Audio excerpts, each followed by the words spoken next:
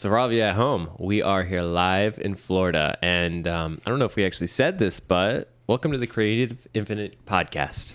We actually are here live and we're doing stuff live. It is kind of crazy. There's like how many cameras? 1, 2, 3.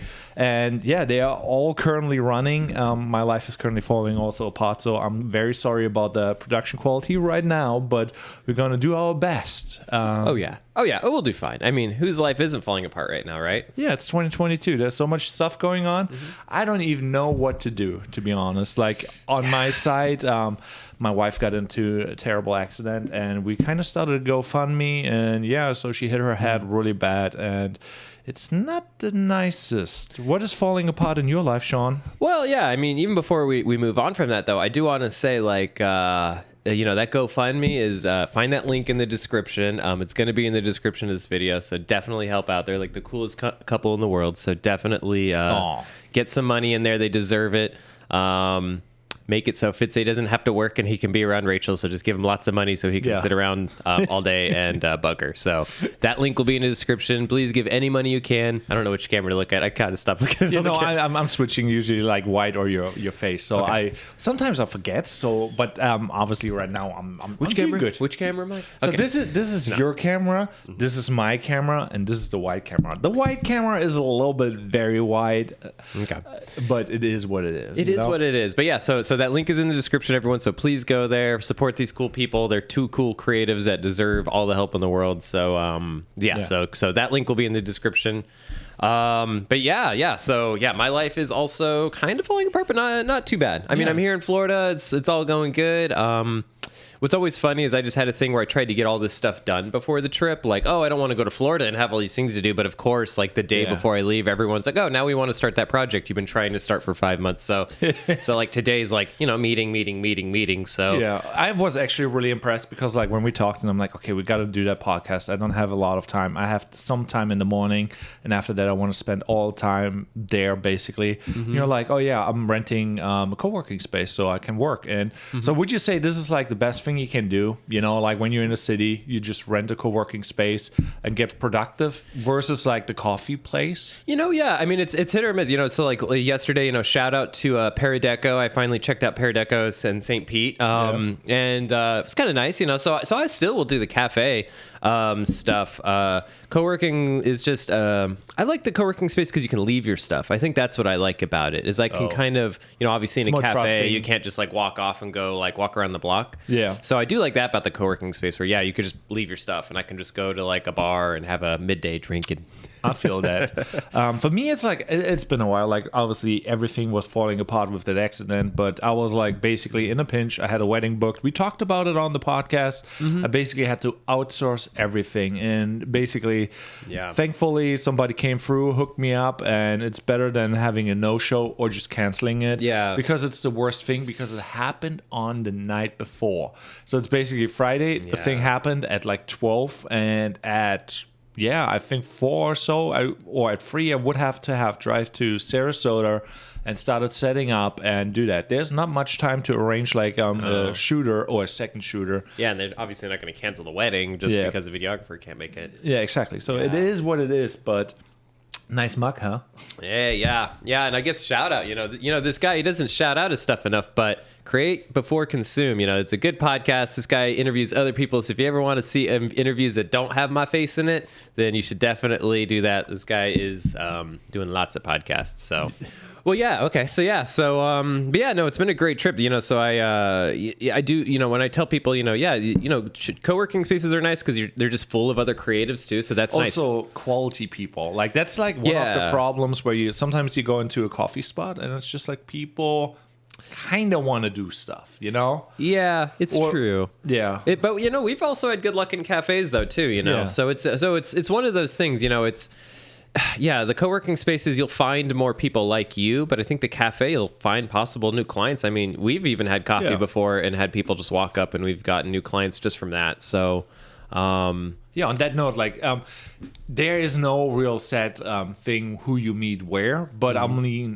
obviously you will meet higher caliber people in certain places. So it's maybe beneficial to pay top dollar for top people. You know what I mean? Like co-working space, the chances are way higher that you have like somebody, I really need a dedicated space and I have that income to basically pay $200 a month to have like an office, where the coffee guy is like, I kind of am in the beginning stages, but you still have maybe some luck, and then there's a professional who just needs to bang out some like tasks. Yeah, and there's like and I mean it's also about like clients too, like, you know, having a place to have meetings and stuff, right? It's kind of awkward when you like have, you know, some meetings it's fine to have at a cafe, but when you have these kind of big professional meetings, it's nice to have them come to like a boardroom, a meeting room, and things like that.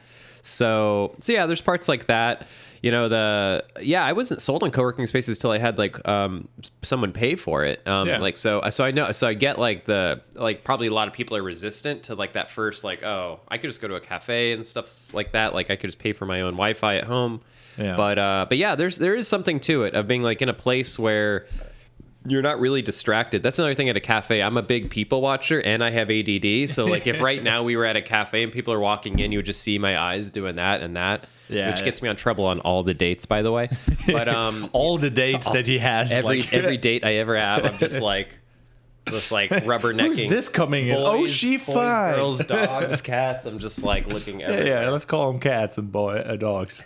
Cats and boys. But yeah, so so it's been good. You know, it's I love. I think a lot of people just feel this in general, the professionals, but it's kind of fun to work on the road too. You kind of feel cool when you're in airports and you're working, and you're that guy that's getting business done. It's like, oh yeah, look at me, I'm doing stuff. I can work from everywhere.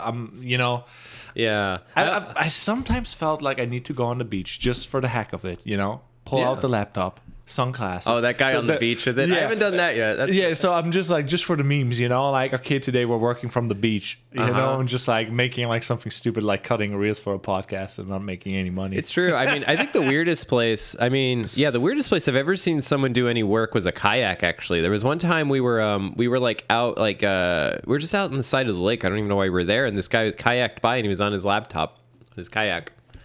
I was like, it's so cool. You're like a travel commercial or something. This is so cool. I mean, yeah. Have you ever seen anyone working anywhere like really weird? Or that's a good question. Like out of top of my head, not really. Like the typical car, you know, that's like no, not really. Most people, you also don't really realize when do people actually work, you know, because you can do a lot of things nowadays on the phone, so you don't really need that big, you know, chunky wonky there.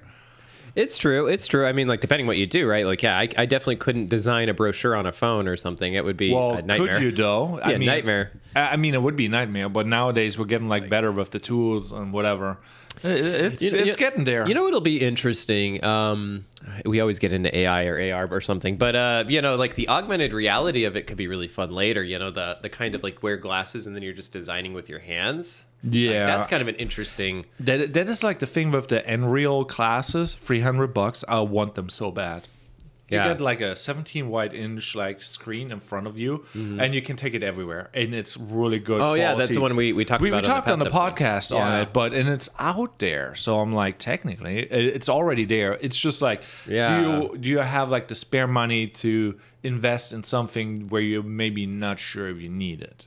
Yeah, it's hard, right? It's you know, we've talked about that a lot, but the early adopter and stuff, and like how you have to really, because it's like, you know, does Adobe work with it? Does other tools work with it? Maybe not. It's so early on that their developers haven't really. So you have to be kind of okay with that when you jump into this technology of like, a lot of stuff doesn't work with it, I'm sure right now. Yeah. But that would be cool. I'm sure Adobe, you know, the monolithic monopoly that is Adobe. I'm sure that they're already considering it. I think there is an Adobe VR product, I think, but I can't even remember what it is. But I'm sure that they're already like, you know, I hope they are. I hope their developers, you know, are grabbing these things and being like, how do we do Photoshop in VR? How do we do Illustrator? How do we do vector points in VR? I just don't want to think about it. Like already, like, you know, Photoshop is like one of those things where you're like, okay, I'm just like marking a spot that I don't like and like make it disappear, you know, like weddings, like phones, when people hold phones up, whatever, you know, so many use cases. It's so good. It makes life so good, but it kind of also destroys the reality of everything. And it's like, oh, now you have just a polished. Yeah. Well, yeah. And we've talked about that too, of how it's, the kind of like, there's a grunginess that's kind of cool now, the kind of realness.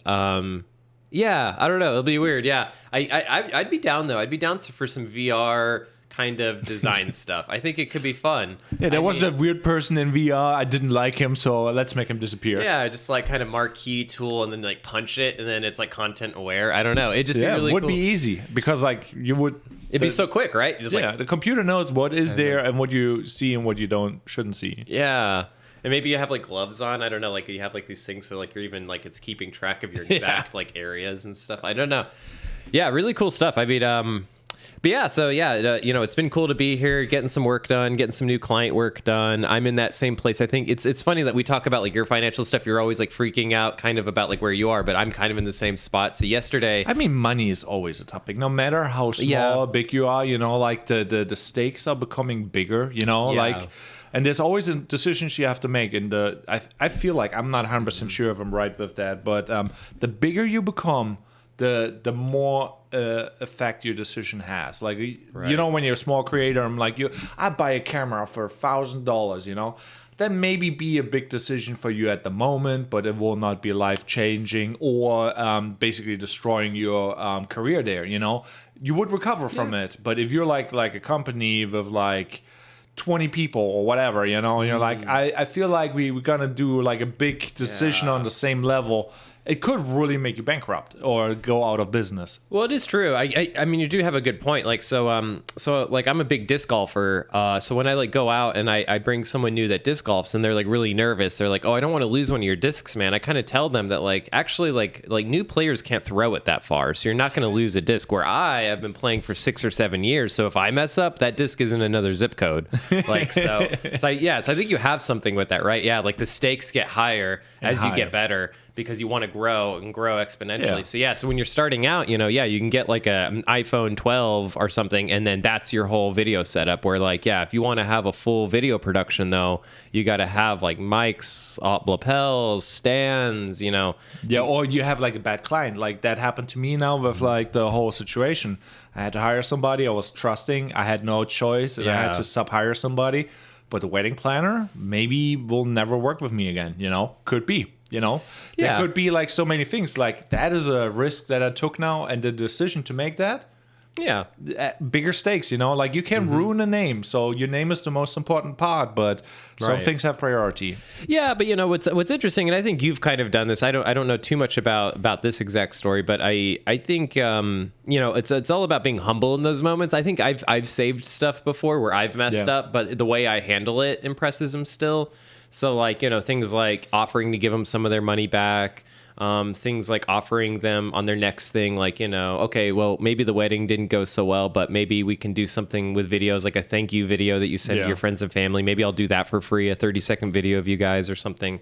So there's like ways to kind of save the relationship, I've found. Like I've missed, like I just missed a big deadline recently, about a week ago, just with like all the travel. I've had some emergencies in my life and stuff too.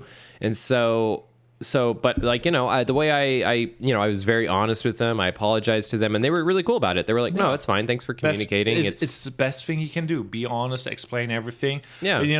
And on the other end, there are people, like it's a good thing that there are people, and it's a bad thing because there are people, people just like, they may be like, oh, I understand. I relate, or they're just like, okay, I don't like you, but I need you, and I don't give a shit, So it's like, it's either or. So, but you have the best chances if you're honest, because like sometimes like that forces them to be nice, even though they don't want to be nice. Well, yeah, I think a lot of people, they get very defensive, right? Because everyone's like, they don't want to be taken advantage of. So I learned it very early on. I one of my first bosses out of college, he was really great because he did teach me the importance of like de-escalating a situation. And he did it to this nth degree that I never would, but he would even just delete invoices. Like he would be like, if someone was like really unhappy and like giving him a hard time, he'd be like, it's fine. I'll just delete the invoice. It's fine. Yeah.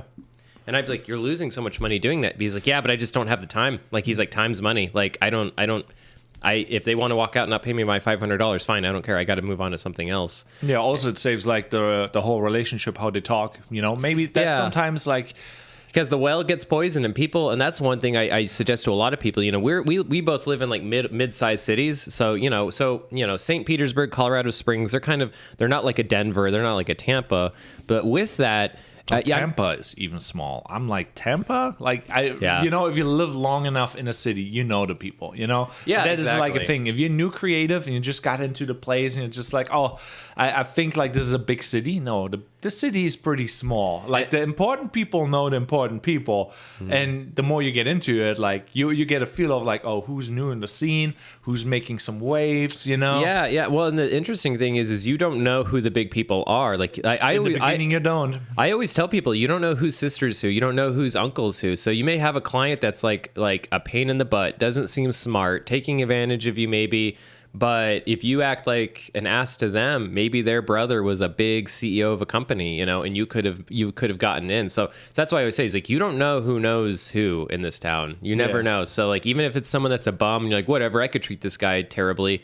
It could be their sister may be the CEO of a big company that you could have got, but you were an ass to her brother, so now she won't give you it. And I mean, like, it also goes back to the, like, you gotta be a good human. You gotta be part of a community. Yeah. Try to do good, and then people will work with you. But if you're just like, okay, I'm just doing what I like, what everybody wants to do. That, like, I want to do what I think is cool. I want to do the work that I like, and it will work if you can do it long enough, but you will not be able to do it long enough if you don't have the income for Well, exactly. Well, it comes down to the fact that you just have to be honest with yourself. You're a tool, right? I mean, and not in a bad way. Like, you are, like, people need you for something. It's not about you. I mean, if it's about you, go be an artist. I mean, it's just go make your art then and go sell it to galleries or online.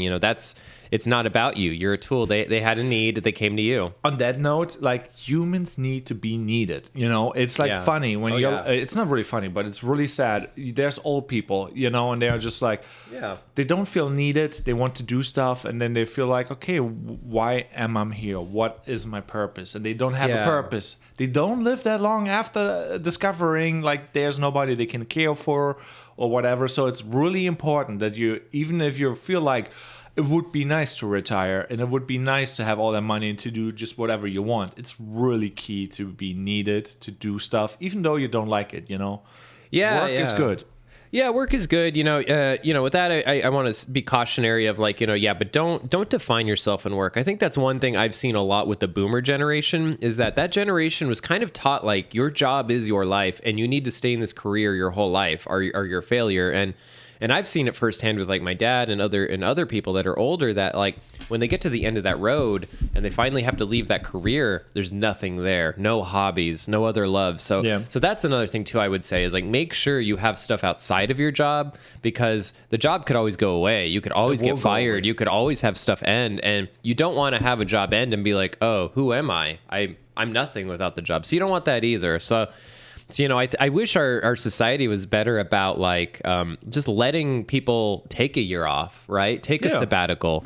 I mean, I've never been able to take a sabbatical, but I've wanted one forever. I would love to take a year off and do no design and then come back. You would grow as a person, But that is like the risk gets bigger the bigger you become, Like let's say the bigger I mean now, let's say you're now 30, you have kids and whatever, or 40, whatever, The stakes get higher. You have to feed a family, Yeah. That's why I'm like, it is kind of fine to live life a little bit crazy when you're like in your 20s, Mm-hmm. Who cares? Like, you can restart as long as you don't like screw it up too badly.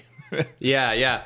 Well, and that's where, student loans are like a terrible thing because that's where like the stakes are high right at the beginning for some people, and that's where it really sucks. Is it's like did you do your student loan forgiveness thing? I think it got live yesterday or 2 days ago at the website. As a web developer, anytime I see beta, I'm like, nah, I don't think I'll get in that beta. I'm gonna wait for after the beta because I know how my betas can be sometimes, and they can be a mess. So I waited a little bit. I don't like to be the first one, but I don't know. I have this weird fear that they're gonna run run out of money or something. Exactly, because that could happen, on the one side. That happened with like the COVID relief fund. I waited too long. I could have gotten it. PPP, yeah. Yeah, and I'm just like, I should have gotten it. Instead, some greedy companies, they just took all the money, Yeah. I'm just like... That was such a mess. I remember when I did that. I have an accountant and everything that was trying to help me out with it, and it was a mess. They essentially, within the first hour, it was like most of the money was gone. Like it was all just like, it was insane. I got a disaster relief loan, and thank God I did. I mean that saved my business. I mean, what's funny is it didn't save my business because of COVID. It saved my business from a terrible client that followed COVID.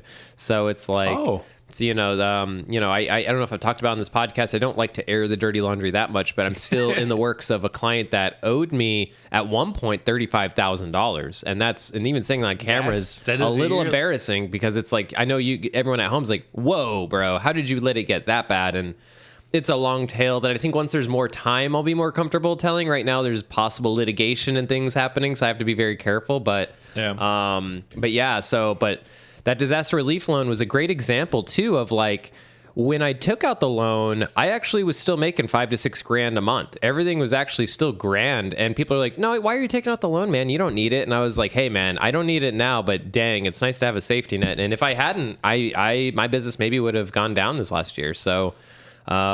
But would it though? Because you're a web developer, and all you need is a MacBook and phone. Come on, man. Maybe I know. Well, for you, it's like I could get jobs, but can I get the money? And I could get promises. I could get people to say they want to do stuff, but to get that check in your bank account sometimes takes some time. And there's momentum you have to build. Like with everything, like. It's really hard to break into an industry. It's really hard to get like the first client, the second client, have a reoccurring client that you can trust, And after you have everything like kind of set up, you keep momentum as long as you don't break it, And, right. And I feel like terrible for breaking my momentum, but I'm also like, it seems like in life you have to pick and choose like, money, family. What was the other thing? Creativity. Creativity. Whatever, you have the three things and you have to decide. And I'm like, on that day, I decided like, love versus money, Yeah, which is a great choice, obviously. I mean, I would be upset if you hadn't, right? If you would have left your wife's bed to go film a wedding. I mean, I would just be, I would have been like, no, man, that's not. So, so it gets back to like, focus on your career, but it should never be your full life, right? Depending. I think like on your goals. Like for some people, like family is maybe not that important. And I understand that, And I'm like, there has to be people who are just driven for money or whatever it is or goals. Yeah. If it brings society forward, I'm okay with that. But on the one side, I'm like, what are my values? And I really had to thought about that really hard on that day because like it could have been that I'm like basically driving out an hour, shoot a wedding for 4 hours, drive an hour back, and complications happen. And I would like... Right, you have to think like that, right? You're like, either I sit here, nothing happens, I miss this gig, or maybe I go do the gig, and then she goes into like an emergency thing. I'm not here. And she was on ICU the whole time. She still is, and I'm like still in the ICU. So I mean, like, So, but it's going forward, right? You made the right decisions, I think. I mean, that's exactly right. There's no job, there's no website that's worth like your wife. There's nothing. So you made the right decision, and I've done the same thing where I've had family that just ends up in the hospital, and I'll just, I'm like, no, I'll drop everything I'm doing. I'll have a client meeting. I'm like, no, I got to go. Like, this is important. So, you do. I mean, because yet again, it's like, it's all about your ability to create, right? So your wife helps you create. Like your creativity would suffer without Rachel. So it's like, so even then in a weird way, it's like an investment. Even that's like an investment in your business to be there for your wife so she can be there for you. It's just an investment. It's all. We're waiting for the return. It's all financial. No, but On that note, like right now she's doing really well and she's like texting me actually, and with a head injury texting, that is a big deal. She's like doing so good. We're assuming she's getting out of the ICU, so that's why we're doing the podcast early in the morning because she's probably still sleeping and and someday we'll have to have Rachel on. We'll have to shout out some of her soap brand and things like that. Yeah. On that note, we're making a little Lansstand ad here where we're trying to sell those. They're pretty neat because you could put a camera lens on there. It's top notch. You have anything for sale, Sean? Where are the mugs? I like how you're very aggressive about your sale questions. Yeah, so we do have mugs. They're on the way. I've made promises in past episodes about these mugs, but they are coming. But they'll be here soon. We're making them ourselves. We're gonna get nice DIY on them. Yeah, I like so that. yeah, so for all of you out there, keep your eyes open for merch. It is coming soon. It's always important to have a good poker face for your clients, because sometimes some things will take time, and you have to save a situation. So a poker face is good. But you gotta be careful about. I've kind of been a bad designer the last couple of weeks. I'll be honest with you. I've been very. I've been the bad designer. Yeah, the bad designer. Yeah. Do I have my sunglasses on? If I had them, I would have put them on, just like the bad designer. But yeah, more money, less website. I did one of the things that you shouldn't do as a creative and ghost your clients, and I did that this last 2 weeks where I was just like I was missing deadlines, and I was in the middle of it, so I had to do that thing where I just went silent, because just like you're learning in the hospital, what the doctors have to do is like any little thing you say, you have to be careful, right? So you can't like tell a client like, oh, this and this is happening, I'll get it to you in an hour, and then you miss it in an hour, and they're like, oh, sorry, I said I'd get to you in an hour. How about 3 hours? If you start to do that, where you're just nervously sending emails and you're missing that, then you just look even worse. So what I end up doing is I'm just like, just don't tell them anything until there's something worth telling them. Oh, on that note, like I was like thinking about like giving them today a heads up about like the video, how the situation is and everything, and I was like, okay, I could do that. And but yeah, do I actually have something to give to them right now? And especially in this case, they just got married. They don't want to keep talking about videos every day, right? Just like let them enjoy being married and just get it figured out. And then once it's ready, just give it to them. Usually I have like, I'll get it done in a week. And this week it's a roller coaster, to say the least. So I'm like, Yeah, and I'm sure they kind of understand that. Yeah, no, they already said like, yeah, take your time. Yeah. Still have to figure out a couple things. I feel so bad, but I don't even know what to feel right now, because like it's a roller coaster, like I said. But yeah, and life happens, and if you genuinely feel bad, people recognize that. I think they definitely do, and I think. And, at the end of the day, you can always just make the argument, and I do as a creative too, is like, hey, I could get you something okay right now, or do you want this to be good? And with it being a wedding video, they should want it to be as good as possible. Exactly. So take the time. Yeah, don't. Yeah, so I think that's all good. I mean, I learned that though, is like, don't give your clients updates that aren't helpful for them. So if you miss deadlines, just tell them like, hey, I'll check in. If you don't even tell them a time, that's okay. But just kind of, just. It's also like if you hype it up too much, the expectations are rising too. And it's like, it can shoot you in the foot, even though you maybe have like great footage and you hype it up because it's great. And now they hear great. So it must be a grand. It's very true. It's very true. That's a good point. And even like, so like when you like promise time and then you keep missing the deadline, you lose trust. They lose trust in you. So then, going forward, all you're constantly doing then is you're undermining yourself, basically, in a nutshell. Well, yeah. Well, all the time you're like, so even the next project, you're like, oh, I'll get it done in this time, and they're not trusting you because they're like, yeah, but that last project you told me 7 times you were going to get it done at different times and you were wrong. So how do I trust you now? How do I know that you know how long it's going to take now? So that's part of it too, is like, so like now I missed this deadline. The deadline's missed. That's how I look at it too. Like we were trying to get it done, this one website done by this big membership meeting.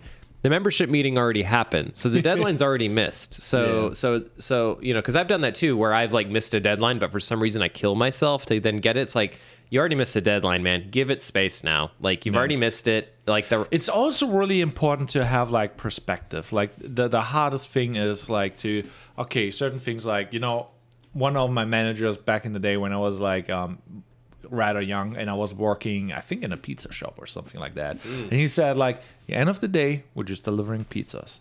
Yeah. Because people are calling in 40, 50 minutes wait times. It's been crazy. You're running your ass off and you get really involved because like they're waiting, they're hungry, and you get lost in the sauce basically. You're like you're just like running around. You have to step back. In the end of the day, it's just a website. At the end of the day, it's just a video. Yeah. Obviously, it's maybe like the most special day of them, but in the end, it could have been so much worse. Like there's people falling in like water, like when there's like a river or something, and they make the walk and then whatever, or like things are breaking, or the there's so many things that can go wrong. The most important part is like you tried your best. Yeah, and I think that's the thing with like the dealing with like just stress as a creative. I mean, there's so much to just to unpack even with that, where you have to like, or stress in general, because like everybody experiences stress at high levels, especially right now. Like 2022 is like, woo, it's lit. it's lit. Yeah, no, I get it. Yeah, it's yeah, the biggest thing that I've learned throughout all this stress for me too is just give yourself space. Like I think I hold myself to such a high level that I get like too much in my own head, beat myself down in the middle of it, where like I just have to let myself be like, you're human. Like it's okay. Like if you need to take the whole day off, take the whole day off. If you need to miss this deadline, miss the deadline. Like for me though, on the other hand, like so when everything happened and I knew things are kind of stabilizing, I'm like, I wish I could go on to work. I wish I could like take a step into work, get and busy, escape and do all those things, you know. Yeah. And it really felt good doing so, but then I'm also like, the moment I'm not doing stuff, then I'm thinking, you know. And that's like, you know, also nighttime is the worst time when you're alone at home or whatever, and you just like get into your head. Like people get emotional. If you are sick, you're getting even more sick at night because like, I don't know, immune system is like powering down, and it's time to sleep and recover. So if you're sick, you feel the worst at night. So knowing all those things, I'm just like, oh, now it's night, I'm not allowed there to visit her, and you know, blah blah blah blah blah. I'm just like, you know, and obviously I'm home alone too. Then I'm just like, it's like that cycle. Yeah, exactly. Yeah, and I think like, you know, for me too, it's also like give yourself those breaks in between things. I think like sometimes you get to this place where you just work, and then you get off of work and you haven't given your brain any time to calm down, and then that's where that stress comes, because now you've stressed out your brain all day. You've drinking coffee all day, you've worked 12 hours, and then you stop, and then so your brain's still like going crazy, but you have nothing to focus on. Yeah. Quick sponsor break. After these messages, we'll be back. And we're back. Yeah. So I was kind of talking about, you know, breaking up your workday. You know, one thing that I tell everyone, it doesn't even matter if you're creative or not. I 100% say you should meditate every day. I tell people like literally 10 minutes, shut that brain down. And if you have a hard time shutting it down, then that's even more reason you should be shutting it down. It is weird because like on one side with ADHD, it's like one of those things where it's like your head is spinning at 200 miles per hour, and it's just like there's so many things I want to do, everything, you know, and you just kind of go bonkers. And there's like certain things like I was like trying to make like a video about it, like how to edit with ADHD, and we talked about it, and like noise canceling headphones. It's really nice to get rid of all the noise. Get in the zone, tunnel vision. And it's like building habits, and with the meditation, you're completely right. It really will help you to basically like, oh, that are my thoughts that are going on, but they don't matter right now. Yeah, and it's not even that it doesn't really matter. It's like, because what's interesting, so I have to shout out Sam Harris. He's a great meditation expert. He's very well known in the meditation community. I use his app, Waking Up, $10 a month. What's nice is he gives you a new guided meditation every morning that he records. And in his guided meditations are amazing, because, you know, the point in the meditation is you're not allowed to think about stuff. And what he says is, let the thought come. Like, you know, at one point, just let everything come in. Like, just know that you can't control sounds, you can't control tastes, you can't control things that are coming in. But here's my problem. So it is really hard, like all those thoughts, I'm like, okay, this could be like a good idea and I will forget it. Or this could be like, you know, really helpful. Or, you know, I'm like, I would be like, I need to write this down, you know, and that is not like, you know, like the fear of missing out with meditation. I think that is the biggest holdback.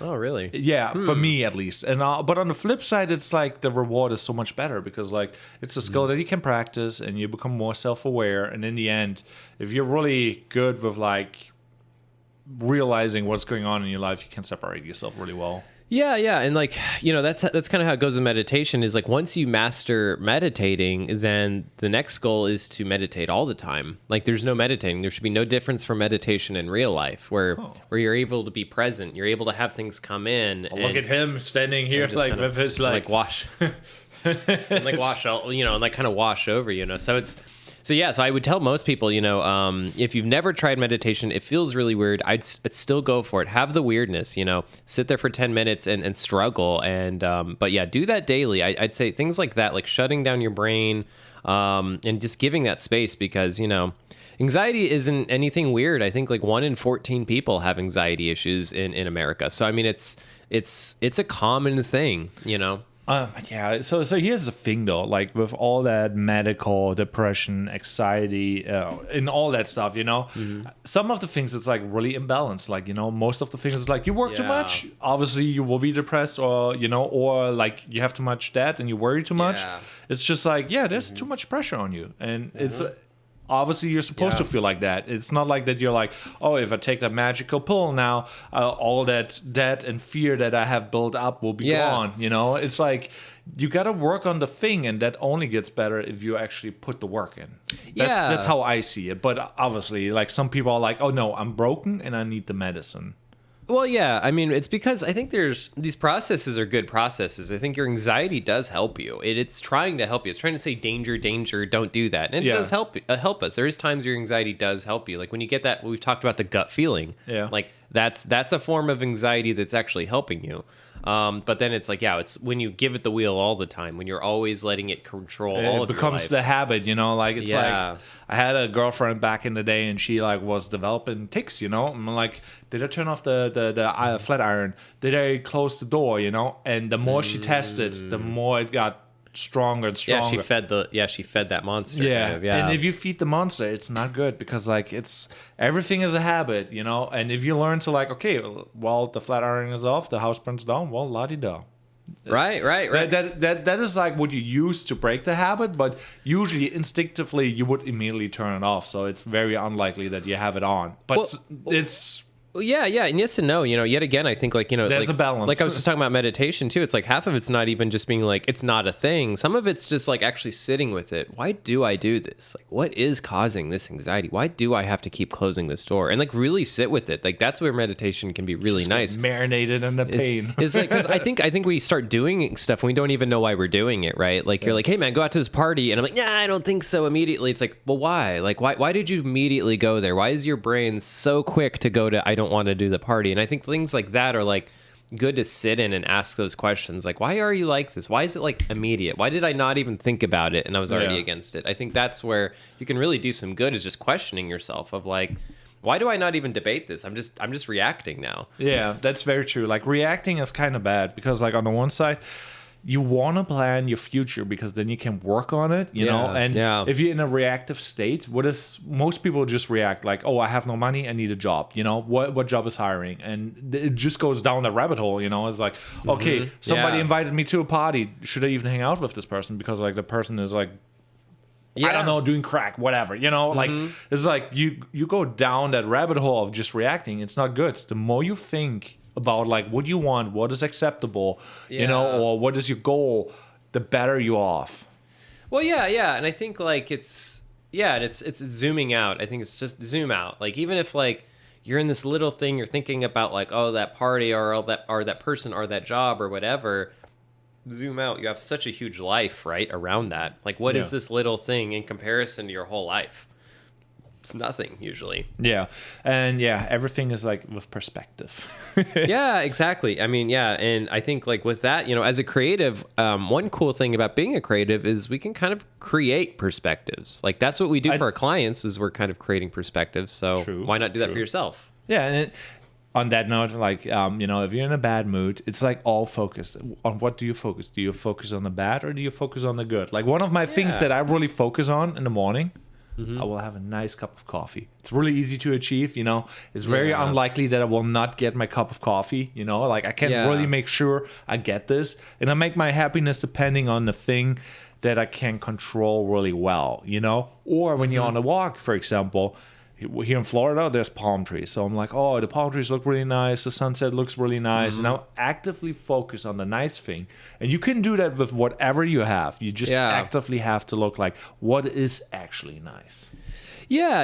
And yet again, it's just breaking and giving that space of like, when you're thinking about palm trees and sunsets, you're not thinking about deadlines. You're not thinking about anxiety. And it will help you though with it because like you will be more relaxed and you're just like, okay, what is the next step? Yeah, it's very weird. Like, you know, especially as creatives, we're problem solvers, right? So we think like if I focus more on it, I can solve it, but it's almost opposite. It's like the less you care, the better you are. Yeah, you'll fix it by not doing stuff sometimes. Not saying that's all the time. Yeah, you should still work on yourself. You should still do that. I'm not saying out there like just ignore it. Ignore all your mental It's not problems. like the stock market where you put money in and it just happens to grow. Or well, right now it's probably like disappearing. I was like, I don't know about that. I don't. For all not a good this example. is not financial advice for you at home. No, but yeah, usually back of your head, you just work on problems that you have, and it's like it just solves itself. Well, yeah, and I think and I think that's a kind of a good segue into like creative energy in general, right? I mean, because that anxiety. I saw what you did there. I'm like creative energy. Woo.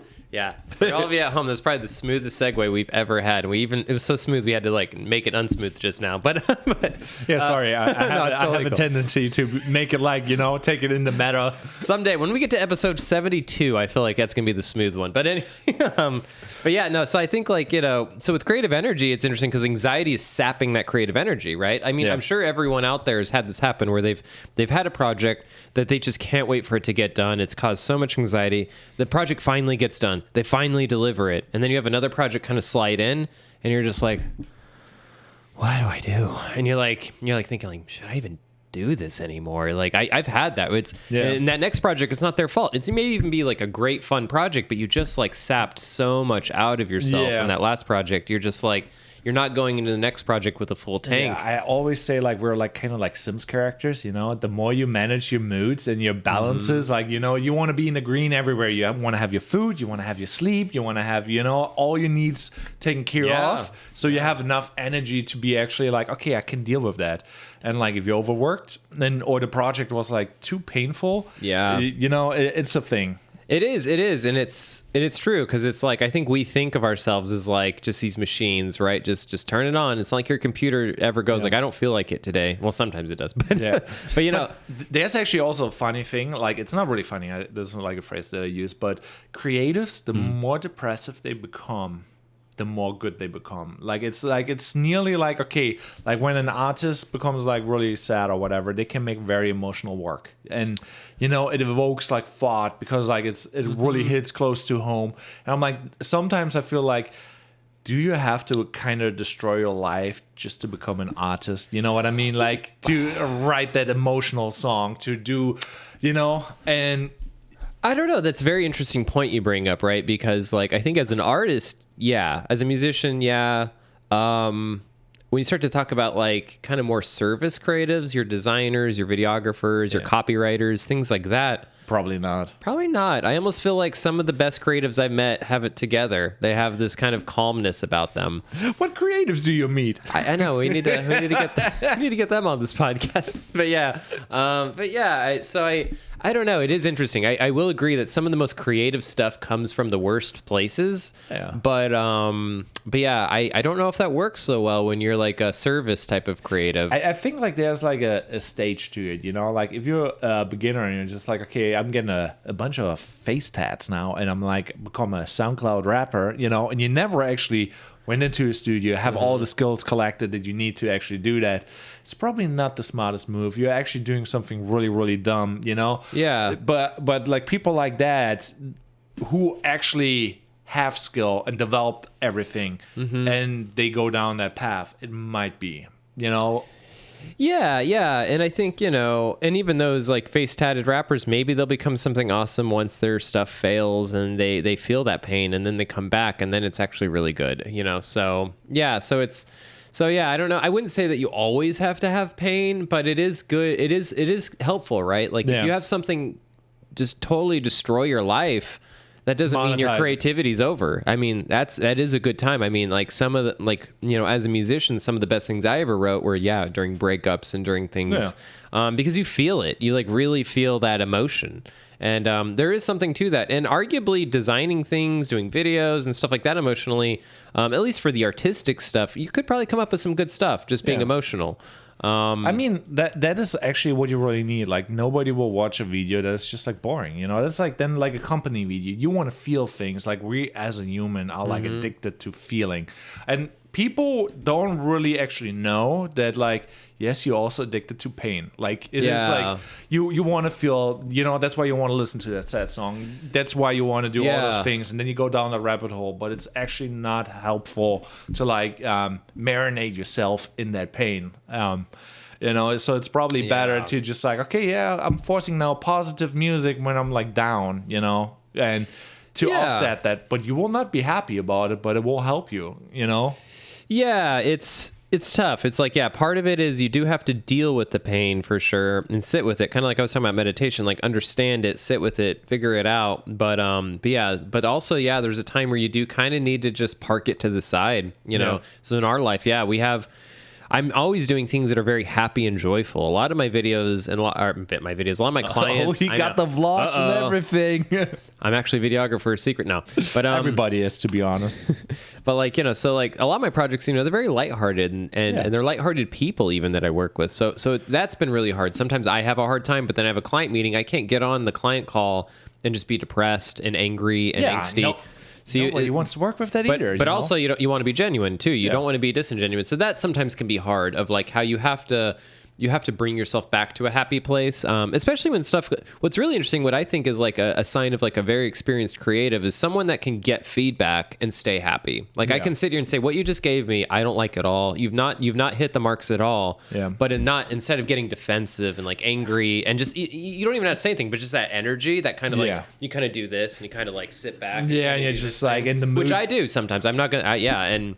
But like to fight that urge, I'm like, okay, no, please tell me. No, this is all great. No, this is fine. I mean, like if you're an established creative and somebody gives you feedback, you're ready to deal with that and you want that, you know? Yeah. Some people get like kind of destroyed by it and they're like, okay, I'm stepping. Yeah, like if you're a beginner, you picked up a camera, somebody roasts the crap out of you. Yeah. It's just like you put the camera down, you probably put it for sale and you're like, this wasn't for me, you know? But where you're like a more experienced one, you know, you're just like, oh yeah, I kind of get it. He maybe has a point, or you understand enough about the topic, and you're just you let like things like, no, I did this on purpose. I was aware of the fact why I did this, and I can understand why he sees that, but he does not know this. Yeah, you know, then you're like more accepting of like critique, and then I think like, you know, that will keep you like in a good state if you can accept criticism and just like keep on pushing. Yeah. And if you're a beginner, just accept the criticism and be like, okay, I don't care, I'll just do it anyways,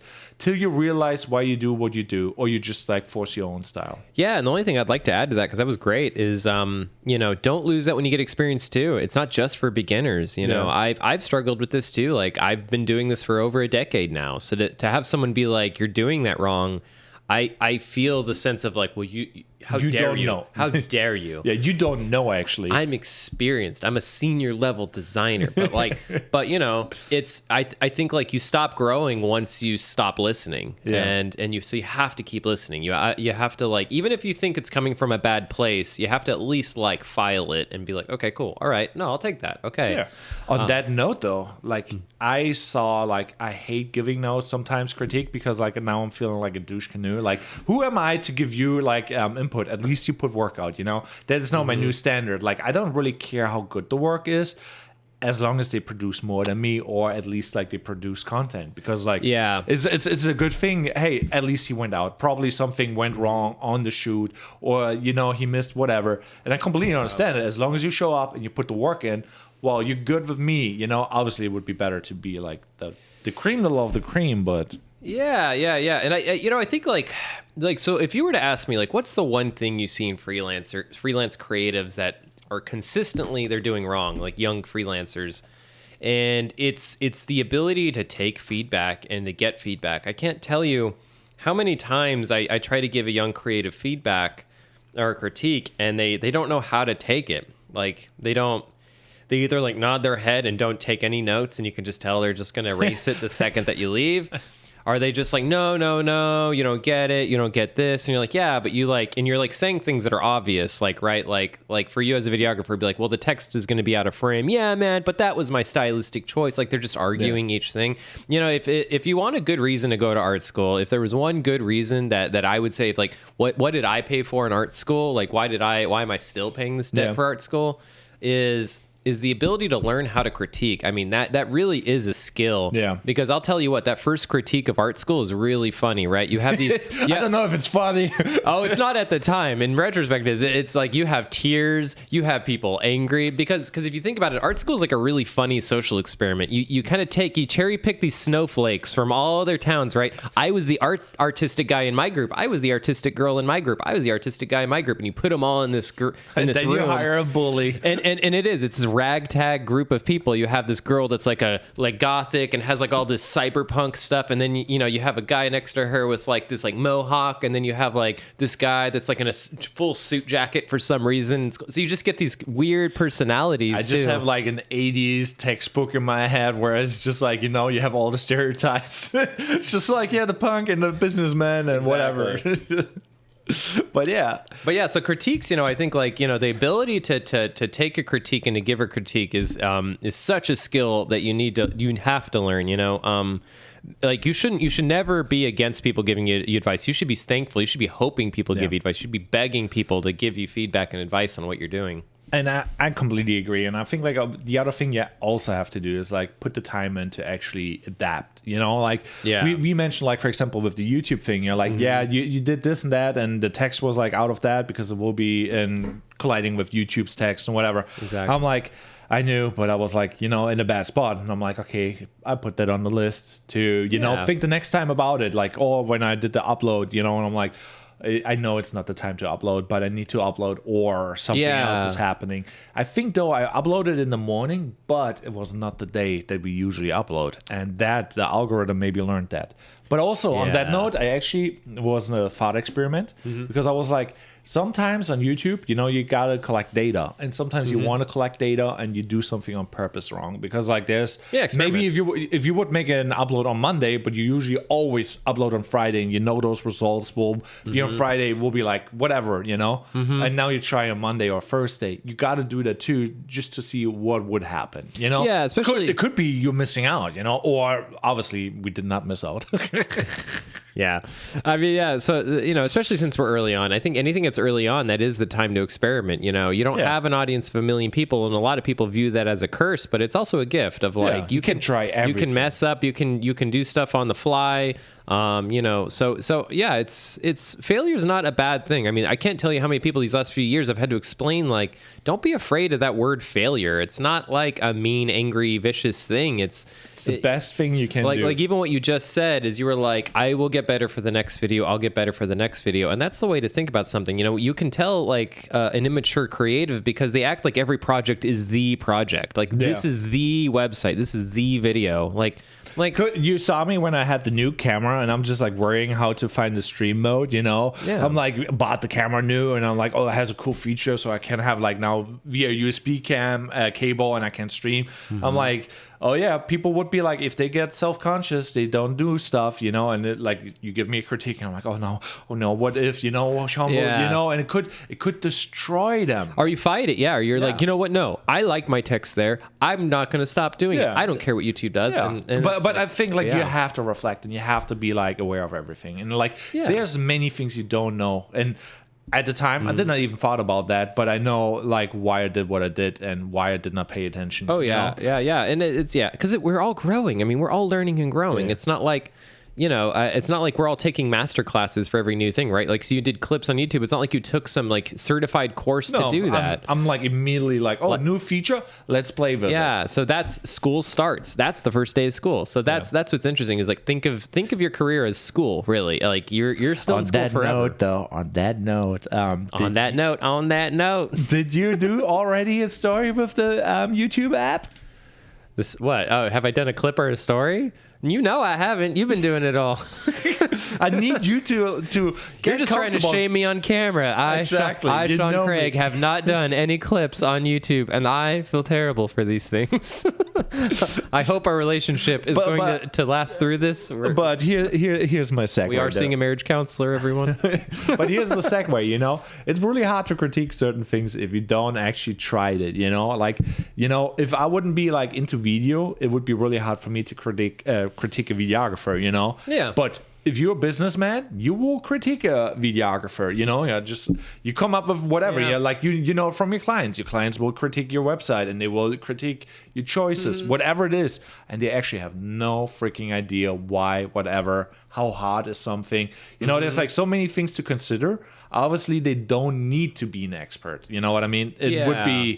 It would be weird if they would know, but sometimes they don't know, and you just have to understand that they don't know why they don't like it. That's a good point. It's a very good point. I think us as creatives, we assume everyone knows our language. We assume that, like, if you show a client a video, he's going to say, like, oh, you didn't do the rule of thirds, or, oh, you didn't, they don't know this stuff. Like the best feedback they'll give you is like, if it's a business person, it's just business feedback. It's like, well, this doesn't really meet the business goals, or this doesn't really meet like where this will be. So, but yeah, like I've had plenty of times like that where I've come into a client meeting expecting them to give me some rich feedback, and they're, I've even had them, they miss things like misspellings and stuff. So you have to be very, careful with the feedback too. That's why I say, like, you should want feedback, because I'll tell you what, like, if you're a creative out there and you're tired of getting feedback, just wait, because you're going to get out there in the business world and you're not going to get any feedback. What you'll get is like, I don't know. It just doesn't work. We just don't like it. I can't tell you what it is, but the board and us, we just decided we just don't like it. So here's the other part, though, to it. It's like on the one side, they say A, but they mean B. They're like, okay, this is too, they say something, this is not cinematic enough or not fast enough or whatever they come up with. Yeah. But that's actually not the problem. You have to figure out what is the problem, and you have to take in consideration whatever they say. Like, they maybe say, I don't like the colors on the website, but they're completely in line with the color theme. But it's basically maybe just the arrangement, and because of the arrangement, the one color pops a little bit more, or whatever it is, Yeah, and and I think where like the empathy that we can do is we just know that they're thinking in business goals. So like you as a creative, you need to come in with business goals. When you start the whole video, in like your case, a video, like you may be like, I want to try a new technique, and that's cool, but you need to, before you even think about techniques, layout, concepts, you need to put, into the fold, what are the business goals? Because I can't tell you like how awesome that makes any client meeting. When you come in, like when I show a website, I don't go into like, it's kind of funny. I almost undersell the creativity sometimes. Like I'll go, like when I'm showing a prototype for a website. Oh, I have 5 cookie cutter projects here. Pick and choose, please. But like what I'll do is like, so as I'm rolling through it, I won't be like, oh yes, and look at this splash of lime green we use there. And we use this serif typography. And on that note, let's say on that note, if we got through all the creative critique and everything, and like, your client maybe will be not like the happiest with it, or you think like it's actually not the best piece of work. I feel like there's an art to selling your art. Like, let's say you present your art and you're just 100%. Like that, you could present something really awesome if you phrase the first couple words or you present it the wrong way. They maybe look for mistakes. They maybe look for certain. Isn't it really funny, right? Like, so we're in a career about making people's presentation really good looking, but then we forget about our own presentation. Yeah, it's like the cobbler's children have no shoes type of thing. Yeah. So yeah, you're 100% right. I mean, like, and I can't tell you how long it took me to figure that out outside. Like, well, in art school, it's all about that. They really do hammer in of like, it's all about presentation. Yeah. It's all about presentation. But I'll tell you what, like, once I got out of art school, it took me another 5 or 6 years to really realize, like, Sean, like when you show a logo thing, like go through a PowerPoint and actually do the time to make like, like a slide transition and all these little things. Like, I think that is even not that important. Like the most important part is like that you're like very self-confident, and when you have a presentation and you're like insecure and whatever, they will read that insecurity wrong. They will read it like you did something. It maybe is a great art piece and it's like awesome, but they read that insecurity and they're like, oh, he probably fucked something up or he did not do a good job, and they just ignore everything else about the art, and they're just trying to figure you out why, and it happens a lot with people when their life is falling apart. They're getting sad and they're at work and getting fired because so his life is falling apart, so something's wrong, and they look for stuff. Yeah, they look for stuff, and I think it's also about your confidence in the presentation. I've had this happen before where I've like it happens a lot of time with like logos where I've created these beautiful logos. I've got to present to like a board or something like that, and I messed up on the presentation. Like there's like a misspelling, so now my confidence is terrible as I present. And that really does a lot of harm. Is when you're when you're like not confident about your own stuff as you present it, that reads too. I mean, I think like they definitely can read that you're not confident about that work. They see your body language. Like, you know, you look at the presentation slide and you, instead of logo designs, it says logo assigns. You know, you forgot the D. They may not notice it, but now your body language is like, oh God, I messed that up. So what I would say to everyone too is like, you know, if you want to get that little creative juice when you present stuff and go in for a critique, is make sure to plan in the process at least an hour, if not multiple hours, on the presentation itself. You know, you should have slides put together. You should have templates ready, like for your thing to show stuff, you know, like if you're always presenting logo designs, you should have a PowerPoint or an InDesign template file to run off of.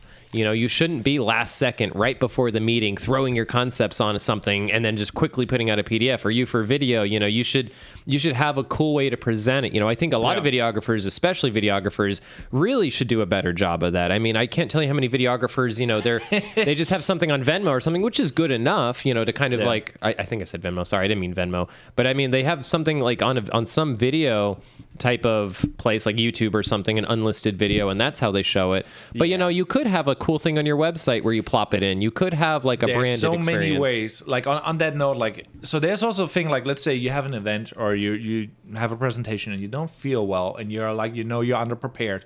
There's certain things you can actually do that actually are good for you. You just basically have a playlist with music that gets you pumped. Everybody has like some, for me it's like Kanye West, you know, and I'm just like, I'm rolling in, I'm just like, listen to that, okay, and I'm just like so full of myself. It's a very controversial person to bring up during these times, but yes. Yeah, but I mean just like in general, because like he's like he's going full out in his art. But it's true, like go to that level. Like, you know, he's up here thinking, you know, he's Jesus, you know, Jesus or whatever. Oh, yeah, whatever. And like, but yeah, get to that level, like, you know, get pumped up. What does get you believe like, in yourself, you know? And if you're in that right mindset and you believe in yourself, you will present yourself. Make sure you wear some nice clothes. Make sure you make your hair. Make sure like all those little things that will help you to feel confident. And that's what you need to sell your art, even though it has nothing to do with it. Yeah, so that's why I was saying earlier, you know, like, a slide transition on PowerPoint seems like such a stupid little detail, but you get 1 million of those set up, how could you fail? You know, how can you? And so I think it's, and like, I used to say this when I was a driving instructor back in the day, but I always say, like, practice how you play. Right? Practice how you play. I like that. Yeah. Like, you know, if you want to impress people, then do it all the time. There should not be an on and off switch. It's all about the raps. Be professional all the time. Yeah, always listen to Kanye West. But like, no, that's Arnold Schwarzenegger. Yeah, raps. I would like to see Arnold Schwarzenegger rap, but you know, I think so. Yeah, so it's really an interesting thing. The kind of the confidence, the presentation. You really have to.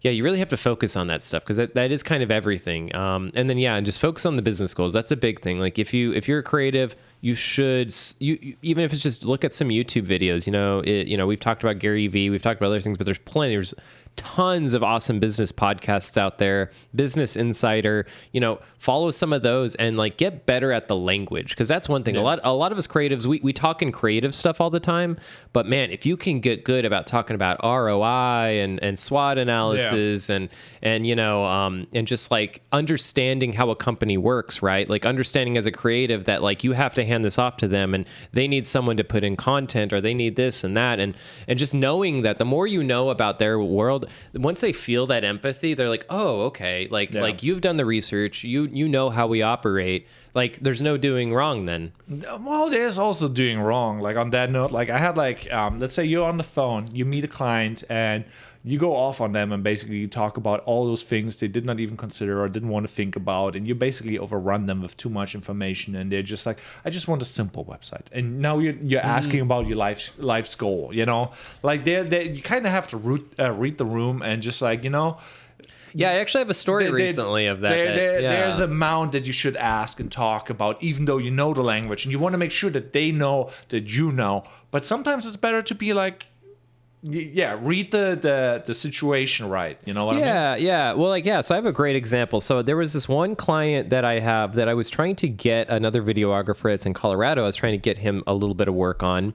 And because he's really good creative too. So I was not nervous about this meeting. I was like, he's going to knock this out of the park. But So he went into the meeting and, he started asking my client about himself, which you would think would be good, right? Like, oh, so like, I just want to know a little bit more about you. Like, what's your style? What's your goal? Why did you get into this? And that seems like good questions.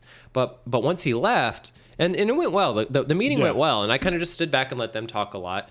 And then once he left and I kind of turned my client, I was like, hey, what do you think? My client's like, I don't want to use him. I was like, oh, I thought that went really well. What was wrong? And he was like, this isn't about me. He's like, this nonprofit is not about me. And all he did is just ask questions about me. He didn't ask questions about the nonprofit. He didn't ask questions. And I was like, wow. And I even missed it. I was sitting right there and I thought it was going well. And I was like, and I kind of was like taken back. I was like, you're right. He did it. And it isn't about you. It's about the goal. On that note, it is really like the thing, you have to step back and, and I forgot the point that I was like trying to make, but it's really important to ask the right questions. It is. Yeah. And like you said, read the room, and for me too, and I've only started doing this last couple of years, is right after a meeting, you should always, if you can, is take notes after the meeting of how it went, what could go better, what did they say? Because if you wait, if you're like, you don't do anything, you lose a lot of that, and then you don't get better. You don't know what you did. I got my thought back. My thought was like, okay, he was in his freelance mindset. Who is judging my work? Yeah. And he was like, okay, I will send the video to the guy. I want to do whatever he likes. And the guy already knew it's not about what I like. It's about the people. It's about the personas that you have. Like if you do like a project, you have your ideal audience or ideal personas, and you're optimized for them. If you think about that, like who is actually my target audience? Who's like 100%. Yeah, 100%. And if you do that stuff, you already like really good in the game, I think. Like I struggle with that because I don't know who likes my stuff. I should just pick a person and like generate a person and be like, this type of person, I want to like my content and create content for that. Yeah. But he's just like, okay, if I make the video, this guy will see my video and I need to know, is he a happy person, sad person? Is he like, and all those things, so he can stereotype the video and put it together as the thing, Yeah. What is good, because in the end, that guy who is judging the video, he maybe will be saying he wants to have his personas represented in the video, but he still will judge it as a human with the things he likes.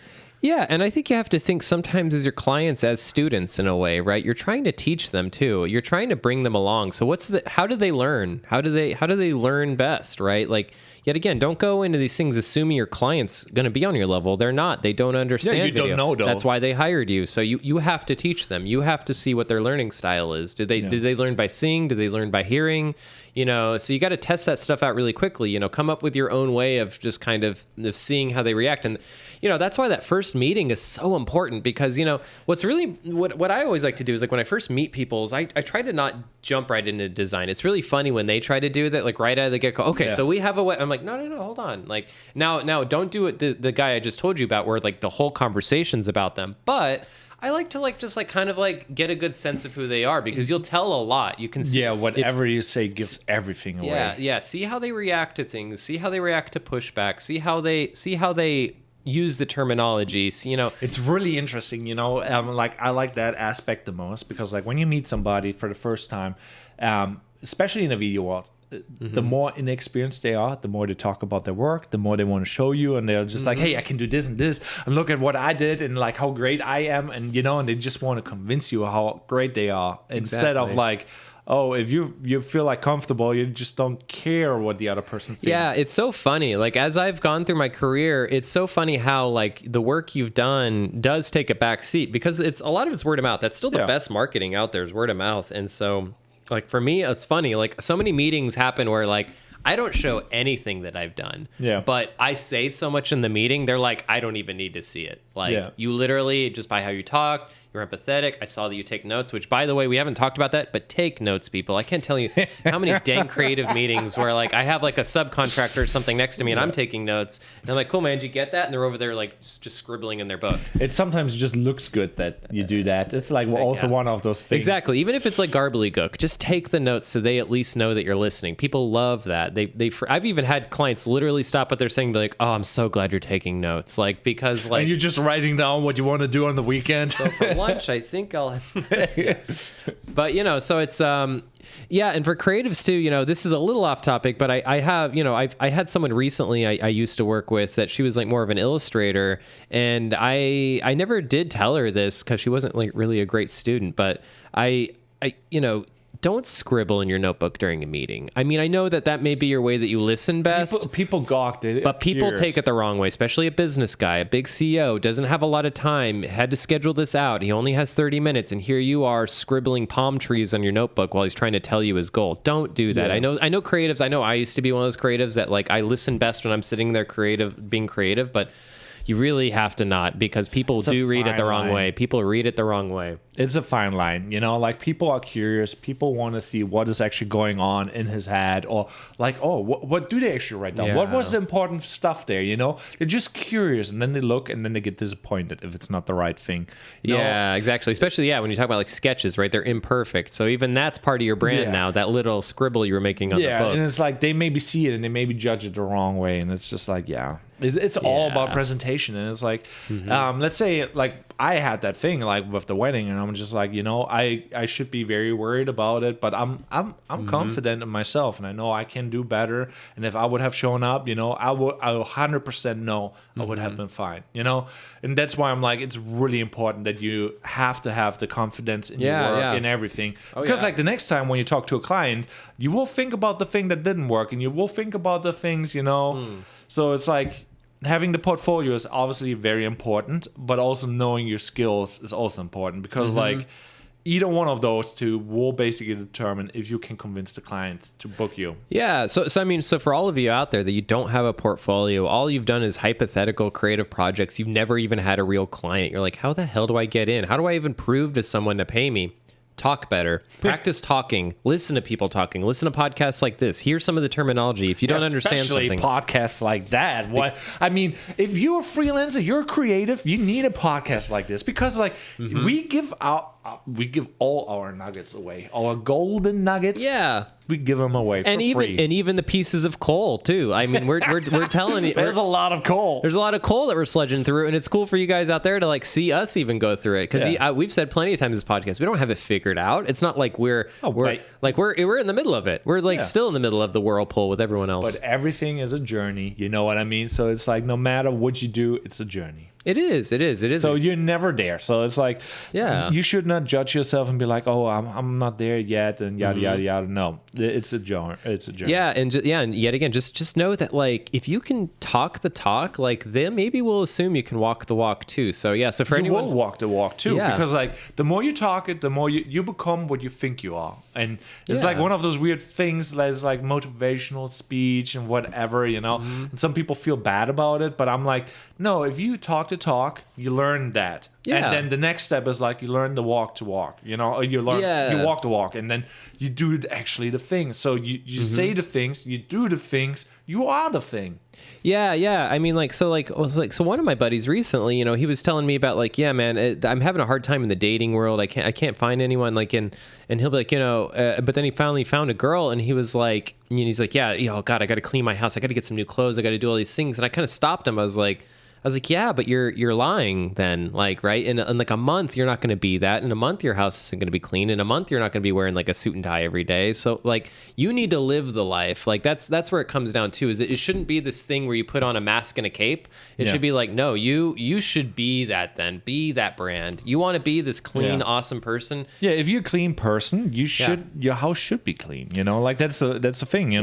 Like you can't fake steak. You can become steak, and it's a weird example, but it's basically like if you're a dirty person, it's really hard to pretend you're a clean person, but if you do it often enough, you will become a clean person. You know what I mean? Yeah, exactly. And I think like, and it comes through, like if you live that creative life, it just comes through. I mean, like look at, at some point, look at, famous designers and famous artists, and like David Chow's a good, like a big painter, obviously. Right. So it's like look at like him and how he lives, and he lives consistently. He's always artist. He's always on. It's not like he he puts on a mask. It's like, no, he's always that. And I think like that's when it reads really legitimately, where you're like, you know, every time I see Fitzaey, he's looking great. He's in, and every time the best shape of his life. Oh my God, he just did the fupa on camera. Nobody saw it. It's your angle. That's going to be my first YouTube clip right there in slow motion, as you doing what you just did. Slow motion fupa.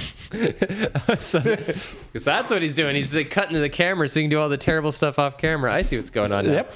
That's how we do. But yeah, so you know, so one thing, you know, and we didn't really get into this, so I won't get too deep into this, but one thing I did want to bring up with the creative energy. So there's this one guy. So I was listening to the IDOU podcast. It's a creative inspiration podcast. So shout out to their podcast. IDO is a really great agency, but they're interviewing Keith Yamashita, and he's a really good, well-known creative kind of in the design world as well. But I loved what he said. He had one statement that like really resonated with me, and it was his thing was ask beautiful questions. Ooh. And I really love that. Just sounds good. You know, he says, you know, if you feel like you're not getting the answers and the feedback from clients that you want, then that means that you need to ask more beautiful questions, and then you'll get the beautiful answers that you want. A lot of us, you know, so you put something in front of the client, you're like, what do you think? Well, what are you going to get from that? You're going to be like, we like it or we hate it. And that's all you're going to get because that's all you gave them. But if you're like, so I know you had said that you wanted that phase shift color and you wanted that cutting edge. I mean, do you feel like that's happening here? Do you like, it's like, make more beautiful questions. Give them more things to jump off of. And I think do that with yourself too in life as well. That is actually such a good, I was not thinking about it. Like all I learned was like, you got to ask the right questions, but that maybe is even not good enough because it's not beautiful enough. You maybe can ask like, what color do you like? That ain't a beautiful question, but like, you know, you could represent that way better. Like what color do we need to pick so that the client, whatever, you know, it represents the feeling, the whatever, you know, and then it becomes more like you think about it more instead of like, what color? Yeah. And so like, so playing off that color thing, like, so one thing that I do with like logos, right? So when you do logos, I always start in black and white. And then once they get kind of the form down, you move into color. So one thing that I started doing a few years ago that has been amazing is, you know, you show the logo by itself in white space. That's what most logo designers do. Like, oh, here it is looking this perfect, beautiful white space with these huge margins. But what you need to do is grab logos from their ecosystem, right? So if you're redoing McDonald's logo, then you need to have Burger King, KFC, and then put them all in this logo wall and then put their logo in it and be like, now how does it look? And then that's the beautiful question, because before they were like, you know what, the logo looks great when it's on white, but then sometimes they see it in the ecosystem. It could shift everything. They're like, oh, you know what? It looks very similar to our competitor. I've had that happen. Oh, you know what? It just doesn't stand out. It actually, so it's like, set up the beautiful scenarios too, because yet again, your clients don't know how to, you know, they're trying the best they can. They're trying to tell you it's good or it's bad or it's, you know, but they don't know. So it's like, it's up to you yet again to be like, so do you think that this reflects the goals or the audience? You know, do you think that this will work in that format and things? It's like, try to get to that level, try to lead them to a good answer. Yeah. I mean, I want to give it a little bit pushback, just because there's always a balance to everything. Don't overcomplicate it. The simple things. Ask the beautiful questions at the right moment. You know, it's like that's a good point too. Yeah, I think you're right. And yet again, judge the room, right? Yeah. So if you have a guy that doesn't want the beautiful questions, he wants the very simple, straight, computer generated questions. Yeah. Also, like we said, like when you read the room, you kind of can tell who's more experienced. And obviously, with your scenario, the guy was very experienced, and the other guy was like, okay, he's pretty good or really good, but he was like not reading the guy really well. So the business level experience with the questions were different, and the other guy could immediately tell. And it's like, you cannot, even then you can ask a beautiful question if it's the wrong question. Yeah. And I like, you know, and even I thought after the meeting, I was like, do I do that with this client? The insecurities were bubbling up. Well, yeah, I mean, you have, cause you know, it's not like I had this one subcontractor that was trying to get involved in the project. It's not like he was a bad videographer. He's a great videographer. Yeah, so I was really surprised when this happened. I was really like, what? This wasn't even something I thought was like a risky scenario.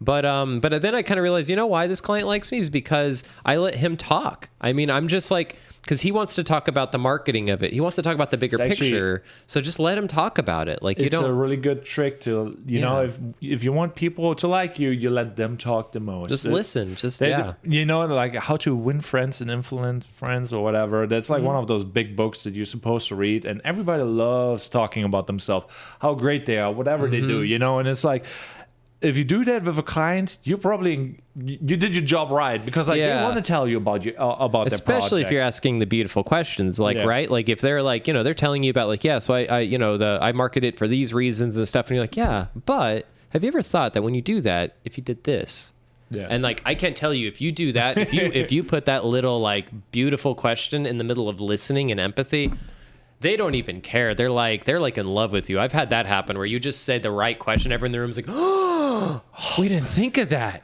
And they like look around and they're like, we literally had meetings before this and we never even thought of that. And that's when you're awesome. That's when like you're creating so much value that like we came in here for a video or a logo or a social media ad, but what you just gave us is like and that's the value. It's really funny. Like I think a lot of creatives will say that like, you know, they come for the logo, they come for the video, they come for the brochure, but they stay because of the empathy and the creativity and really just the partnership. It's also an experience. Like I personally think like when you get hired and you show up, there's a whole experience with the whole thing. You want to feel fancy. You want to feel good. You want to, you know, you want to show like I spent some serious cash on that. You don't want it like, you have somebody just rolling up and being like loosey goosey, you know, like at least on a wedding, for example, if you bring like 4 or 5 cameras, you're like, wow, this is cool. You know? You know, you want the whole experience to be good. And obviously good questions, all that, reading the room makes everything just better. Oh, it does. It does. I mean, it does. It's, and that's where the word of mouth comes. Like there's no greater feeling than when you have clients introduce you to other clients because they trust you. It's like when you introduce someone to another one of your friends, when you have like one of your friends meet another one of your friends, there's this cool, like you trust them. You wouldn't do that if you thought this friend would fight this friend. On that note, though, I think like it's actually time to wrap this episode up and actually introduce ourselves. Sean, who are you? What do you do? And well, if this is your first episode, you know, my name is Sean Craig. I am a web designer and a visual brand consultant that works out of Colorado and sometimes Florida. Do stuff all over the East Coast. Just like most creatives, have my hand in a lot of different pots, including this podcast. Yeah. How about you, my good sir? Well, I am I'm Michael Christopher Fitzgerald. I have a video production company for social media with a really fancy booklet with the LLC. Yeah, we were looking at his lawyer booklet here. It is really fancy. Yeah, but basically I'm a videographer who does social media content and a lot of video work. A little bit of everything, but in the end, we're doing this podcast together to help you guys with the freelance world to be more creative and just like learn more while doing. Yeah, and hopefully we're doing a great job of that. So, you know, stay tuned. You know, like I said, in the description, we're going to have a link to that GoFundMe. Please, any money you can give. This guy and his wife are probably the coolest people on the planet. So definitely help them out. We're all a tribe here. So even if there's been even one little thing in this podcast that you've enjoyed, please just give us $5-10. You know, they just need any help they can. So I just want to shout that out. Like, you're too nice. You're too nice. On that note, though, I really need to go on the toilet, and after that, go to the ICU and just make it happen again. All right, and that's Oversharing with Fitz. Thanks, everybody. Oh boy, I had too many cups of coffee.